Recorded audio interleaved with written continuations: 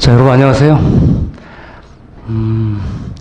하여튼 만나서 반가워요.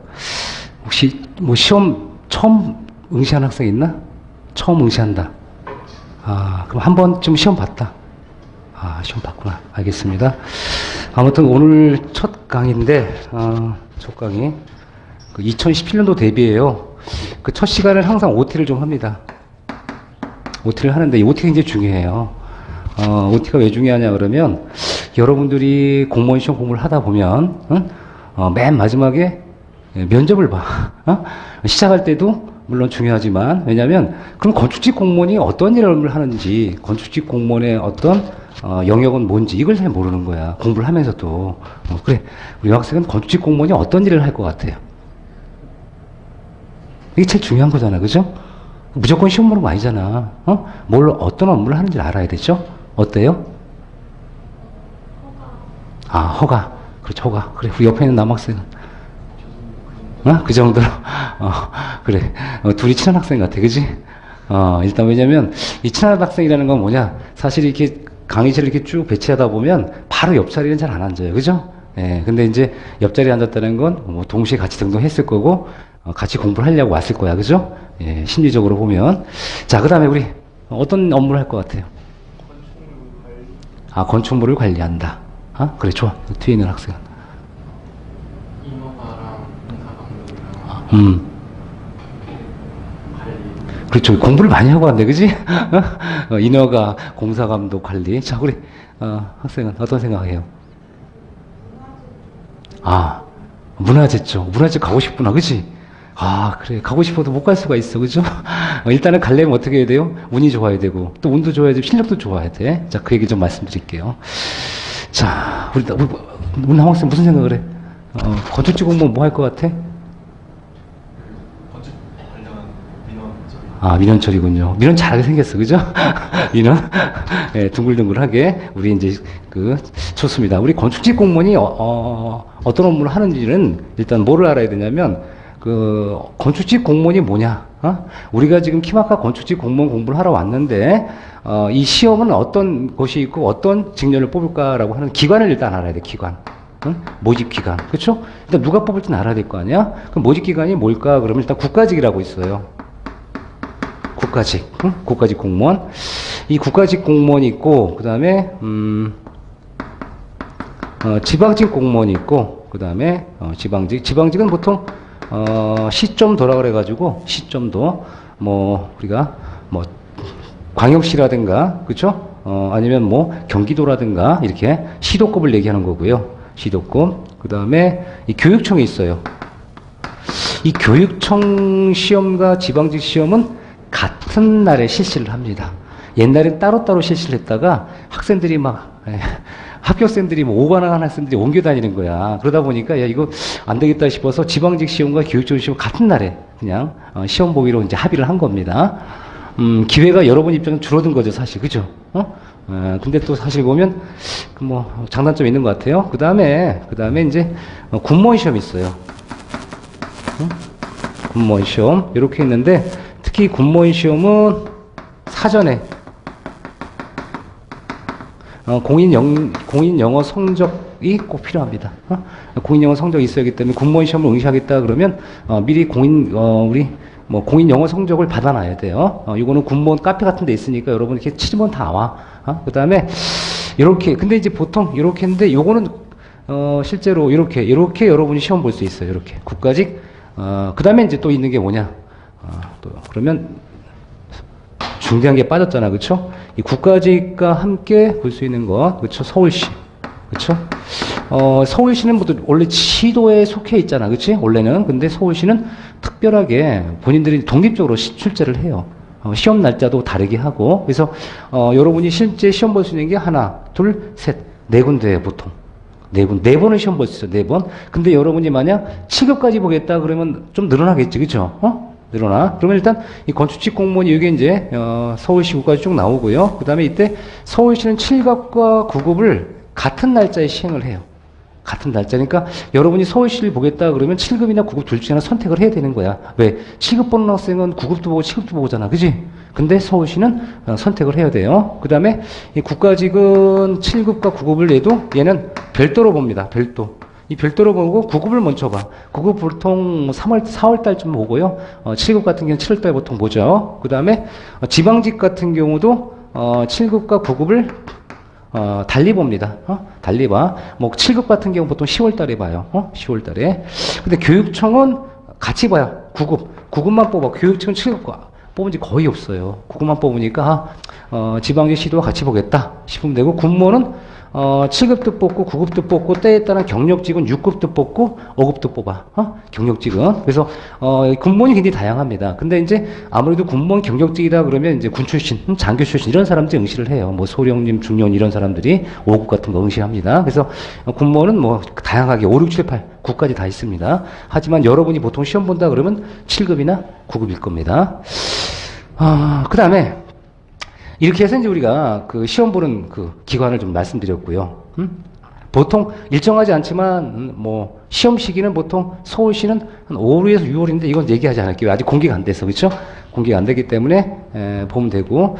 그 다음에 두 번째 공부할 게 뭐냐? 이해할 게 국가직이 뭐냐? 국가직 하면 이 국가직 가끔 궁금해요. 학생들이. 국가직은 뭐냐면 여러분 신문에 나오는 각부 장관님들 있죠. 각부 장관님들은 그렇죠? 우리 행정부서 우리가 그 다뤄야 할 그 국가 기관 중에 각부의 업무를 위해서는 수행할 수 있는 직원들이 필요하겠죠. 그 중에 건축직이 필요해요. 그래서 아까 우리 문화재 관련 쪽에 가고 싶다라고 했지만 우리가 운이 맞아야 된다는 것은 이런 얘기야. 자, 국가직 공무원을 만약 하겠다 그러면 우리가 그 일단 각부 장관이 모집을 하는 그 인원을 중앙에다 올려줘요. 행정부에 올려줍니다. 예를 들어서 중앙에 올려줘. 그러면 사이버 국가고시센터에 나오지만 어쨌든 이렇게 각 부서의 모집 인원이 딱 추려져. 추려주면 뭐가 돼? 그에 출연할 전체 모집 인원이 나오는 거예요. 전체 출연할. 그럼 예를 들어서 국토부에서 뭐 4명을 요구하고 뭐 등등등 있을 거 아니야. 뭐 교육부에서 몇 명을 요구하고 하면 그걸 다 모아서 중앙 인사 시험 볼 수 있는 위원회에서 모아서 이거를 다시 공고를 해. 그럼 올해 국가직은 몇 명이다. 이렇게 건축직 몇 명이다. 이렇게 나오는 거야. 근데 문제는 뭐냐? 본인이 가고 싶어 하는 부서가 있는데 그 부서가 마침 올해 없을 수도 있는 거야. 무슨 말인지 알죠? 왜? 실제로 국가직 시험 볼 때 무슨 부에 뽑겠다는 얘기를 안 하지. 그치? 무슨 건축직 몇 명, 행정직 몇 명이지만 모른단 말이에요. 그러니까 출원 인원에 들어갈 수 있고 안 들어갈 수 있어. 자, 근데 운이 좋게 출원 인원에 들어갔어. 출원 인원에 들어갔고 또 그에 합격도 했어요. 그렇죠? 근데 못 들어갈 수도 있어. 왜? 누군가가 먼저 그 부서를 원하면. 왜냐면 시험 본 학생들이 맨 마지막에 뭘 보냐면 여기 자기가 응시 기관을 시험 본 순서대로 우선순위를 정하도록 돼 있어. 그렇죠?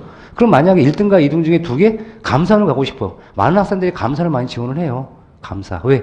가장 진급이 빠르거든. 그 다음에 국토부 보통 기술직은 건축직은 그러면 감사원을 가고 싶어 하는데 1등과 2등이 둘 다 만약 응시했어. 그럼 누굴 보내줘야 돼? 1등이잖아. 그치? 이렇게 해가지고 후순위로 밀리는 거야. 자기가 가고 싶어 하는. 그러니까 현재 여러분이 국가직은 이렇게 본인이 가고 싶어도 못 갈 수도 있구나라는 생각을 하시고 공부하셔야 되는 거야. 그쵸?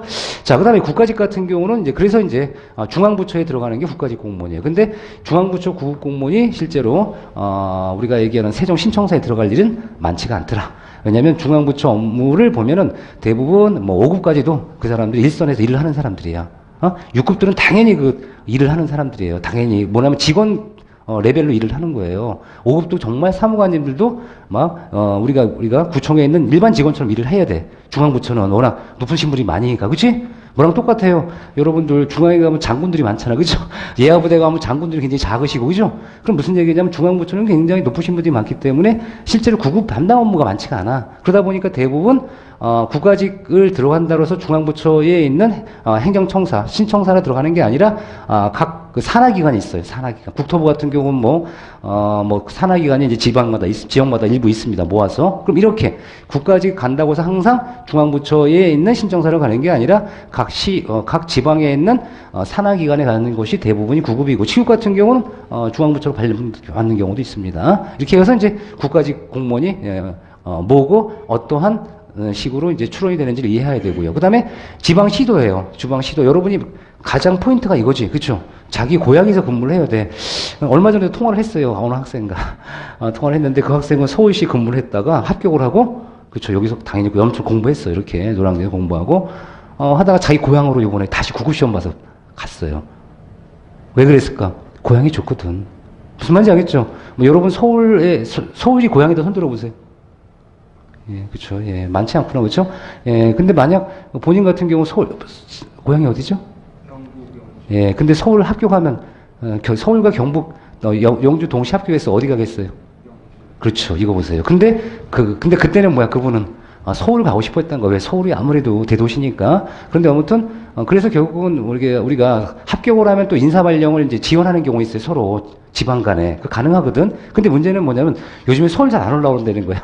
옛날에 서울 올라오려고 긴 노력을 했다는 거예요. 왜? 교육 문화 좋고, 여러 가지 좋으니까. 근데 요즘엔 자기 고향에서 많이 근무를 하는 문화이기 때문에 아무래도 많은 학생들이 관심이 여기 지방지 시도에 있어요. 근데 지방시도는 어떻게 할 거냐? 그러면 만약 우리 학생이 영주지, 그죠? 근데 경상북도 영주를 만약 내가 가고 싶어 하는데 여기 마침 응시기간을 딱 봤더니 뭐 영주에 발령이 안 나는 경우도 있어. 왜? 아예 모집을 안 했어요. 이것도 똑같아. 뭐냐면 이 시도도 어디서 시군에서 모집 인원을 다 이렇게 몇 명 보여줘. 우리 무슨 시에는 몇 명 건축지 필요합니다. 행정지 몇 명 필요합니다. 이걸 어떻게 해야 돼요? 시도에 모아. 시도에서 모아서 우리 뭐 경상북도에는 몇 명이 필요해. 그래서 무슨 시군 해가지고 딱 나눈단 말이죠. 근데 여기 아주 좋은 장점이 있어요. 무슨 장점이 있을까? 지방직 같은 경우는 예를 들어서 경기도만 해도 제가 그 키마크 카페에다 올려놨을 거예요. 카트라인이 완전 다르죠. 그죠? 심지어 뭐 아시죠? 점수 굉장히 낮은 경우도 있잖아. 아주 높은 경우도 있고. 그래서 뭐냐면 실제 시도의 지방직 같은 거 시군 같은 경우는 카트라인에 보면 뭐 한 50점 미만도 있을 수 있고요. 높을 때는 뭐 85점, 90점까지 있을 수 있어. 뭐냐면 이 카트라인이 굉장히 달라요. 심지어 50점에서 몇 점까지 최소 90점도 있는 경우도 봤어요. 옛날에 이제 몇 년 전에 분당 같은 경우 굉장히 경쟁이 심했어요. 신도시 가려고 학생들이. 근데 같은 해에 있는 저기 경기도 무슨 시구는 그때 몇 점이었냐? 40 몇 점이었어요. 그게 무슨 얘기냐? 카트라인 자체가 이렇게 차이가 심해요. 그게 뭐냐? 여러분이 지방직에 응시할 때는 정말 운도 좋아야 돼요. 운이 따라야 돼, 운이. 어떤 학생은 성적이 우수한데도 불구하고 경합 지역에 몰렸어. 경합 지역 경쟁률이 중요한 게 아니라 고득점자가 많이 몰리는 경우가 있어요. 그럴 때는 아무리 공부를 잘해도 힘든 거야. 그러니까 현재 이 지방직은 굉장히 그쵸? 이 운이 공무원을 하라고 하는 운이 벌써 부여되는 거야. 하지만 이렇게 운이 좋다고 해서 합격하는 게 아니에요. 왜? 예를 들어서 한 지방직 3명 모집을 했어요. 3명 응시했습니다. 1명도 안 붙었어. 왜? 과락이 나서 3명이다. 평균 점수 낮은 게 아니야. 과락이 난 거야. 과목별. 무슨 말인지 알겠죠? 그럼 뭐냐면 여러분이 이 건축직 공무원의 약속 규정을 알아야 돼. 일단 매 시험보다 과락은 있으면 안 되는 거예요. 과락. 40점이에요. 40점. 과목가락이에요. 과목별로 40점 미만을 받으면 안 되는 거야. 무슨 생각해요? 별로 어렵지 않죠. 그죠? 본인한테는 어렵지 않은데 문제는 뭐냐? 그 운이 좋은 그 세 분한테는 그게 안 됐던 거야. 여러분은 됐고요. 그죠? 하지만 문제는 뭐냐? 그렇게 운이 천운을 가졌는데 불구하고 과락이 난 거예요. 어떻게 할 거야? 붙을 수가 없는 거지? 그 다음에 평균이에요. 이 과락을 할 때는 보통 가산점 안 하는 겁니다. 그 다음에 평균 성적할 때는 이제 가산점을 주는데 이 평균으로 해서 1등부터, 그쵸? 1등부터 모집 단위별로 뽑아줘요. 근데 가끔 노량진에서 유명한 학생들 막 다녀. 몇 배에서 뽑는 거다. 그런 얘기 없어요. 왜 그러냐면 기준은 있지만 왜 그러냐면 만약 커트라인이 우리가 예를 들어서 모집 인원이 6명이야. 6명인데 6인인데 자 카트라인 맨 6등이 뭐야? 6등이 딱 끝났어. 7등과 차이가 생겼어. 그럼 6명 뽑아줘요. 모집 인원, 면접 인원을. 근데 만약 6등이 엄청 많이 다수가 됐어. 6등이 6명 더 있어. 그럼 어떻게 돼요? 12명 뽑는 거야. 그래서 이 중에 6명 면접. 근데 이 중에 문제는 뭐야? 그런 얘기 있어요. 1차 시험을 잡으면 면접 중요하지 않아. 근데 그렇게 중요하지 않은데도 불구하고 1등한 학생이 떨어진 경우가 있어요. 무슨 말인지 알겠죠? 멀등이 높은 우수한 점수를 받았지만 면접에서 못 보거든요. 면접은 면접이야. 그래서 키마카 여러분들 아직 합격하시면 아마 면접지도 해드릴 겁니다. 면접지도. 그래서 항상 면접지는 제가 무료로 해줘요. 그래서 올해도 이제 아마 지방직 학생들만 해줬어. 지방직. 국가직 같은 거 제가 일이 다른 데 이제 어떤 이 외부 일이 있어서 못했고, 지방직 같은 경우 해줬고, 그 다음에 매년 국가직 지방직 서울시 따로 해주긴 하는데 올해는 지방직만 했어요. 그리고 내년에는 아마 국가지방 서울시 해가지고 시험 기간에 따라 제가 면접을 또 해줍니다. 무료로. 그러니까 여러분들 보시면 아마 꼭 합격하시고 면접 신청하시면 돼요. 그래서 여러분 키마크 홈페이지에 보면 면접 주다는 거 쭉 나와 있죠, 그죠? 예, 그래서 아마 여러분들 느끼기는 뭐냐면, 이게 여러분 보시면, 키마크 그 Q&A 보시면, 굉장히 많은 학생들이 이제 면접해달라고 요청한 게 있을 거예요, 아마. 보시면, 봤어요, 혹시? 못 봤어요? 못 봤구나.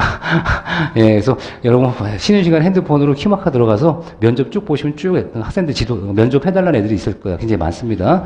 올해도 굉장히 많은 학생들이, 까지 올라왔고요. 이렇게 해서 이제 기본 개념을 알아야 되고요. 그다음에 이 교육청 같은 경우는 9급을 뽑는데 어쨌든 교육청은 인원을 많이 안 뽑아요. 많이 안 뽑는 대신에 여러분이 선택을 많이 해야 돼. 교육청을 갈 거냐 아니면 지방직을 해야 될 거냐라고 하는데, 이 지방직 같은 경우는 행정 업무가 사실 민원 업무가 많아요. 근데 이 교육청 같은 경우는 주로 공사감독이에요. 학교, 초등학교, 중학교, 이 고등학교를 시설 발주를 해요. 그럼 학교를 짓기 위해서는 어떻게 해야 돼요? 설계 발주해야겠지. 설계 발주하고 그 다음에 시공도 발주하지. 그럼 이제 우리가 건축사 사무실에 와서 설계 도서를 교육청의 감독관한테 굳이 납품을 할 거고, 그 다음에 그 납품한 걸 근거로 다시 발주가 되면, 발주 끝나면 건설회사가 와서 학교를 지을 거 아니야. 그럼 생각해 보세요. 결과적으로 이 교육청 입장에서는 아까 설계 사무실 건축사들이나 시공회사에 돈을 주는 사람 입장이지. 갑이야 을이야? 갑이죠. 그렇죠. 갑이죠. 그래서 굉장히 많은 학교 건설 공사가 있는데, 이 건설 공사의 주축이 되는 게 건축직 공무원이다 생각하시면 돼. 그다음에 보통 그 일반 시도 같은 경우는 건축직과 토목직 하면 인원이 누가 많아? 토목직이 많거든요. 근데 여기 교육청은 건축직이 항상 마스터예요. 왜냐면 토목공사 거의 할 게 없거든. 부대 토목이니까. 그러니까 거의 건축직이 모든 기술직에 우리가 마스터가 됩니다. 쉽게 얘기해서. 그래서 이 굉장히 두 개를 비교하면 뭐가 난다고 얘기할 수는 없어. 본인이 공사감독처럼 어떤 기술적 업무를 많이 하는 게 원한다 그러면 일로 가는 거고요. 본인은 이제 뭐 일반 그 행정 인허가나 민원이라든가 이런 업무를 우리가 선호할 수 있다라는 건 이쪽으로 가시면 되고, 중요한 건 뭐야? 합격하는 쪽으로 가야 되는 거야. 그죠? 합격하는 쪽으로 가야 되는 거야. 중요한 거는. 그 다음에 이제 군무원인데, 군무원 같은 경우 이제 교육청 업무와 우수합니다. 왜냐면 군사시설 이런 것들 업무를 지원하기 때문에 공사감독, 그 다음에 자재 수급 이런 걸 많이 해요. 그래서 이 군무원 같은 경우는 아마 교육청과 유사하게 시설에 대한 유지보수 관리 공사감독이기 때문에 우리가 이 군무원과 교육청 비슷한 분위기다 생각하시면 돼요. 다만 이 군무원은 훨씬 더 광역적이야. 요즘에 뭐 국방부에서 근무했다가 계속 지방 출장 다녀야 되는 거야. 그러니까 사실 뭐 굉장히 활동적이고 지방 출장 좋아하고 집에 들어가기 싫어하는 사람 이거 보면 딱 좋아. 그죠? 그냥 딱 좋아. 거의 뭐 그냥 그 지방에서, 그죠? 예, 왜냐면 다 부대가 너 어디 있어? 다 지방에 있잖아. 그죠? 뭐 산골짜기도 있고, 그죠? 그런데 다니면서 이제 공사감독 하는 겁니다. 자, 이렇게 해서 이제 여러분이 어떤 기관의 성격을 좀 이해할 거고요. 그러면 과연 건축직 공무원이 어떤 일을 해야 될 거냐? 지금 대충 추리할 수가 있는데, 일단 그 건설 기획이에요. 건설 기획 업무. 이 건설 기획 업무라는 것은 중앙부처에서 특히 하는 거예요. 여러분 그 법령 규칙이라는 거 알죠? 법령 규칙. 이 모법이거든. 그럼 법령 규칙이라는 모법 중에 규칙은 누가 공개합니까? 공포합니까? 각 부장관이, 그렇죠? 각 부장관이 만드는 거예요. 그럼 각 부장관의 소속 기관에 있는 직원들은 뭐 해야 돼요? 규칙에 대해서 정확하게 알고 규칙을 개정하고 수정하고 해야 될 거 아니야, 그렇지? 그러니까 이제 이런 기획 업무를 합니다. 그 다음에 국토부 같은 데서는 맞아 국가의 전체에 필요한 어떤 뭐 기준이 필요하다 그러면 누가 만들어? 국토부에서 만들거든. 그러니까 이 건설기획 업무가 있기 때문에 건설기획 주로 중앙부처에서는 건설기획 업무를 합니다. 주로. 하지만 중앙부처 건설기획 업무를 하고, 그 다음에 또 우리가 알 수 있는 게 뭐냐? 인허가인데, 인허가는 사실 우리가 건축직 업무에 지방직 업무에 가장 많이 차지하는 부분이겠지. 대인 업무, 그렇죠? 그러다 보니까 이제 인허가 업무는 건설 행정 과정에 인허가를 맡는 담당 과정을 내게 하는 거고요. 건설 행정 업무라고 보시면 될 것 같고요. 건설 행정. 그다음에 이제 우리가 이 공사 감독 등이에요. 이 공사 감독 등 해가지고 이제 발주처 입장에서 이제 시설 발주하는 거, 건물을 짓는 거, 공사 감독하는 거. 한마디로 우리가 보통 건설업자라면 시공하는 거겠지. 건설업자라면 시공하는 거. 설계사무실에서는 설계 도서를 작성하는 업무를 하겠지. 이런 것들을 다 관할해서 감독하는 업무예요. 감독하는 업. 이게 공사감독입니다. 뭐 영화 찍는 거 아닙니다. 그래서 공사감독한다는 것은 어떤 공공의 업무, 공동의 시설들을 발주할 때 필요한 어떤 일을 하는 걸 공사감독이라 합니다. 그 다음에 또 우리 뭐가 있었냐면 이 공사감독 내에는 뭐까지 있어? 유지보수 관리까지 포함됩니다. 이에 관련된 유지보수 관리 업무, 시설 관리 다 포함되는 게 공사감독이에요. 공사감독. 그 다음에 기타 이제 기타 관리 업무 있어요. 시설 관리. 기타 시설 관리, 재산 관리 해가지고, 우리가 국가기관에 소속하고 있는 그, 재산 있잖아. 이런 걸 관리하는 업무도, 우리가 건축직 합니다. 건축합니다. 그래서 이런 업무를 여러분들이 하게 될 겁니다. 주로 중앙부처, 그쵸?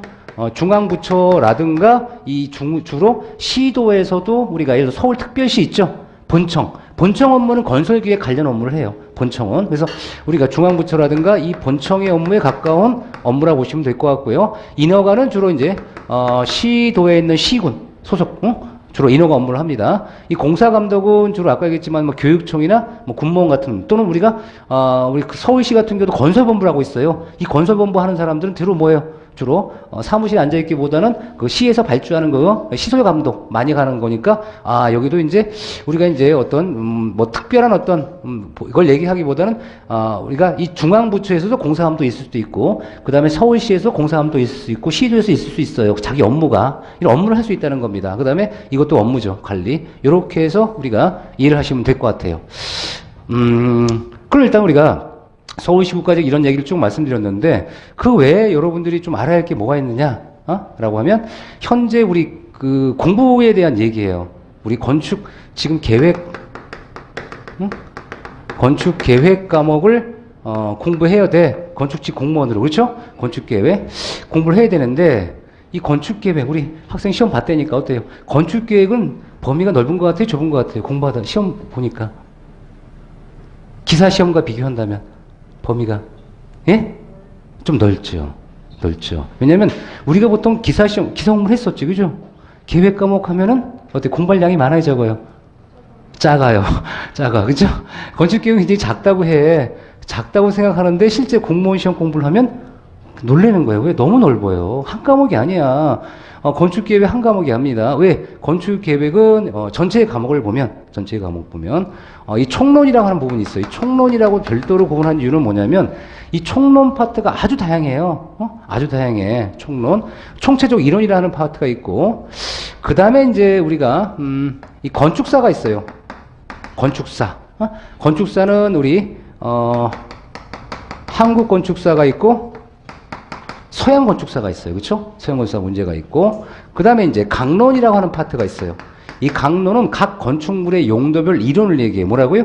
각 건축물의 용도별 이론을 강론이라고 그래요. 그래서 앞으로 강론 그러면 각 건축물의 용도별 이론이구나. 이 강론 위에 다시 시험 잘 안 나온 도시나 단지 계획 같은 경우는 또 우리 공무원 시험에 들어가요. 강론 이 안에서도 나머지 이제 등등등 있겠지. 그다음에 이제 우리 환경과 설비 이렇게 해서 그 다음에 이제 법규가 있죠. 법규 환경 설비를 한 번에 해줄게요. 환경 설비 이 법규가 있습니다. 이렇게 해서 이것이 건축계획 과목이에요. 건축계획 강론에도 엄청나게 많죠. 다 주택부터 시작해가지고 여러 가지 체육시설까지 엄청나게 많은 각 용도별 시설들이 있습니다. 이게 건축계획 문제입니다. 그러다 보니까 여러분들이 공부하기가 쉽지가 않아요. 혹시 대학에서 건축사 공부했습니다. 손 들어보세요. 건축사, 한건수사 공부했습니다. 한건수사. 많지가 않구나. 서양 건축사. 서양 건축사. 그때 도시계획 공부했습니다. 도시계획, 맞네. 굉장히 많이 공부했네, 그 학교는. 그죠? 카리큘럼이. 단지계획 따로 공부했나? 한 번에 묶어서 했을 거야, 그지? 도시나 단지계획. 그렇구나. 환경 공부했습니다. 환경. 과목이 있었습니다. 건축환경. 설비. 예. 그 다음에 이 법규. 그렇군요. 그러면 자, 물어볼게요. 강론 공부했다, 강론. 건축계획 강론이 있었다, 학교에. 이 나머지 안 들었어요? 들었어? 건축계획 강론이라는 과목 있지 않나? 건축계획 과목. 건축계획 과목이 없는 학교도 있더라고 보니까. 아 그렇구나. 그럼 그럼 혹시 전공을 혹시 안 하셨습니다. 손 들어보세요. 건축공학이 아니다. 어? 아 뭐예요? 아 실내건축. 또 없어? 괜찮아? 건축공학? 아 공학. 혹시 설계 손 들어보세요. 건축 설계. 건축학? 설계. 아 설계 전공했구나. 알겠습니다. 우리가 왜 말씀드리냐면 대학마다 칼리큘럼이 달라요. 대학마다 칼리큘럼이 달라가지고 건축사 같은 경우도 학생들이 공부하기 싫어하면 공부 안 하는 경우도 있죠. 필수 과목 아니면 그죠? 필수 과목 아니면 공부 안 하는 경우이기 때문에 사실은 대학에서 한 번이라도 공부하면 괜찮아. 근데 학교 칼리큘럼에서 본인들이 선택 과목이라고 해서 패스했다든가 공부 안 했다든가 하면 또 약간 문제가 생겨요. 왜? 나한테 처음 배우는 거잖아. 그죠? 근데 다양스럽게도 한 번씩은 대학에서 공부했습니다 라고 하면 좀 유리하고요. 그렇지 않다 그러면 조금 힘들긴 하지만 제가 워낙 설명을 잘하니까 이해하는 데는 지장 없어. 근데 이제 아무래도 이제 그 생소하게 느낄 수 있으니까 집중을 좀 해야겠죠. 집중을 좀 더 하시면 이거 뭐 어렵지 않다 생각할 겁니다. 그래서 제가 이걸 다 설명을 합니다. 다 설명하고 법규는 매년 개정되는 거 알죠? 매년 개정되는 거니까 제가 강의를 할 때는 제가 만든 8월 말 기준으로 그래서 7월 제가 6월 달에 원고를 끝내놓고 왜 다시 시작했을까? 7월 때 또 법이 바뀐 거야. 다시 또 수정하느냐고 또 바꾸고 그러다 보니까 계속 힘들어요. 그래서 원래 책이 나와서 책이 못 나왔어. 왜? 계속 바뀐 거 수정하느냐고. 그러다 보니까 이제 시간이 오래 걸리는데 어쨌든 제가 강의를 해주고 나중에 혹시나 제가 이 수업이 끝나고 뭐 1월 달에서 3월 달 사이에 바뀌는 거 있잖아. 그럼 거의 안 나와. 근데 혹시나 이런 것들은 제가 테마 특강 있죠? 그때 또 바꿔줘. 제가 만약 강의하는 도중에 9월에서 12월 사이에 중요한 법이 바뀌었다. 그러면 또 테마 특강이 또 개정된 법률도 소개해줘요. 그러니까 현재 수업을 아마 쭉 듣다 보면 중간에 개정된 거 계속 나와요. 어쩔 수 없는 거지. 요거만 그렇고 나머지는 사실은 이렇게 크게 큰 마무리 없이 큰 어떤 문제가 없습니다. 자 그러면 여러분이 시험을 어떻게 나올 것인지 제가 이제 여기 오늘 첫 OT니까 나눠줬죠. 출력물. 자 총별로 나눠줬는데 현재 보시면 지금 요 파트를 이렇게 다시 좀 지워야겠다. 여기 보시면 건축사 강론 환경이죠. 똑같네. 그쵸? 강론 환경 설비 법규. 환경 설비 법규예요. 자, 여기 싹 보시면 가장 출제 빈도가 높은 게 뭘까? 이거죠. 강론이죠. 응? 강론이죠. 평균값이잖아요. 그쵸? 강론이 한 반 나와요. 20문제 중에 전체 20문제 중에 한 10문제 가까이 나오겠죠? 강론이. 전체 종합이니까 현재 3년치를 제가 했어요. 3년치 정도. 2016년도까지만 보세요. 2016년도 강론이 가장 대세고요. 그 다음에 이제 건축사는 항상 몇 문제 나와? 3문제 정도 나와요. 항상 거의 3문제 나와. 강론에서 9에서 10문제 나오고 그 다음에 총론 파트 보면 보통 2문제에서 3문제 가깝게 나와. 총론 파트가 2016년도 문제만 해도. 그 다음에 환경 설비 법규는 거의 뭐 그죠? 거의 비등하죠? 비등비등한데 얼마 정도 한 1.5문제니까 2문제에서 한 문제에서 2문제 사이. 응? 한 문제에서 2문제 사이에서 보통 나와요. 그러니까 현재 여러분들이 공부할 때 여기에 너무 힘을 많이 쓰면 돼, 안 돼? 안 되지. 왜? 여기 한 문제, 2문제밖에 안 나오는데 차라리 건설 공부해야 되는데 문제는 또 서양건설 함수 공부하기 자체가 어려요. 굉장히 어렵죠. 그러니까 쉬운 게 없습니다, 결국. 쉬운 게 없이 골고루 잘하시면 돼. 그죠? 골고루 잘하시면 되고 그래서 요번에 교재 순서도 이 순서로 제가 했어요. 제가 원래 강론하고 했다가 강론이 제일 중요하긴 한데 이 건축사가 상대적으로 중요해요. 왜냐면 3문제 그냥 거의 나와. 거의 3문제 나오는데 건축사 공부하기 이제 힘들다고 생각하잖아. 근데 제 수업 들으면 힘들지 않고 재밌다 생각할 거예요. 근데 문제는 뭐냐, 강론 끝나고 나면 학생들 지치니까 공부하기 힘들더라라고 해서 제가 총론, 건축사, 근데 강론은 공부를 많이 했어, 대부분. 그래서 강론은 좀 포인트별로 중요한 것만 잡아주고, 왜? 시험 문제가 많이 나오지만 공부를 많이 했던 분야지? 그러니까 그 부분은 제가 포인트 중심으로, 이거 시험에 자주 나오니까 좀 보십시오라고 하고, 환경호섭이 원리지. 원리 중심이니까 원리적인 그 개념 중심으로 설명하고, 법규는 어쨌든 우리가 시험에 나오는 범위가 있어요. 근데 이 법규를 위해서 뭐 한 4주 공부한다 그러면 어떻게 돼? 불필요한 공부가 될 거 아니야? 그래서 제가 고민해서 이렇게 요 포인트에 맞춰서 문제를 다시 각색을 해요. 자료를. 그래서 요 정도 공부하시면 큰 무리가 없는데 문제는 강의 그 시간이 너무 오래 걸려요. 그래서 제가 이 강의를 쭉 하다 보니까 4개월 걸리더라고. 제대로 강의를 하면. 근데 여러분 수강료 2~2달 지냈죠, 그죠? 예. 그렇잖아. 근데 이제, 제가 수업하다 보면 이 강의실 여건도 문제가 생겨. 그래서 제가 보통 어떻게 하냐면, 일부 강의는 2달 반 정도는 제가 여기 학원에서 강의를 하고, 나머지는 스튜디오 강의를 여러분 틀어줘요, 나중에. 왜냐면 그러지 않으면 제가 테마 특강 1월 달에 강의를 개강하지 못합니다. 무슨 말인지 알겠죠? 그래서 현재 여러분들 말씀드린 건 뭐냐, 오프라인 강의를 지금 진행할 때 강의실 여건이나 다음 일정 때문에 제가 일부 강의는 오프라인 강의를 해줄 거고, 그 다음 이 보충 강의 후반부에 있죠. 관련되는 내용 어디서 스튜디오 강의를 병행해서 나중에 붙여주는 거야. 그러니까 여러분들 오프라인 강의 듣고 나중에 부족한 부분 다시 온라인으로 보충 받는 거야. 오케이? 무슨 말인지 아시겠죠? 그래야지만이 제가 이거를 여러분 수강 기간 내에 수업을 끝낼 수 있어요. 만약 2달 만에 수업을 끝내달라고 학원에서 요청을 해. 이게 뭐가 있냐 앞에. 그럼 어떻게 될까?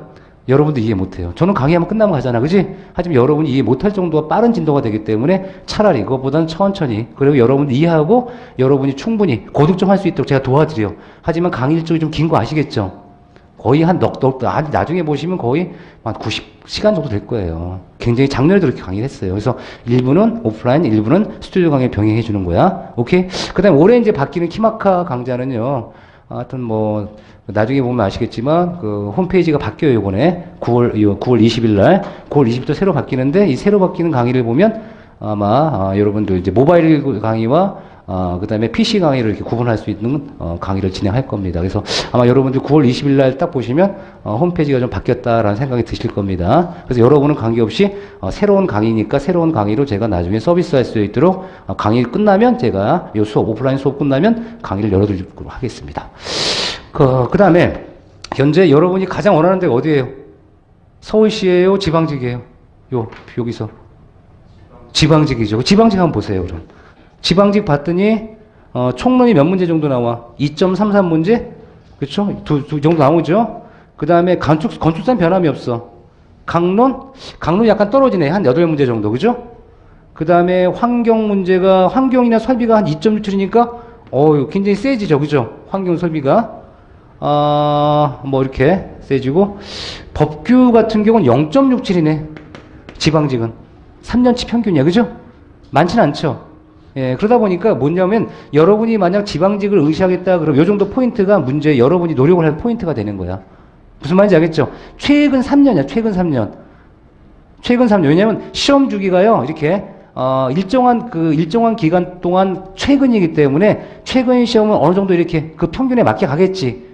그러니까 현재 요 정도, 지방직은 여기 별도로 제가 표를 만들어 놨기 때문에, 만약 지방직 응시한다, 그럼 요 정도의 이런 지금까지 출제 경향이 있었구나. 뭐 생각하시면 될 것 같아요. 나머지도 제가 이거 다, 요번에 굉장히 시간 많이 걸려서 만드느냐고.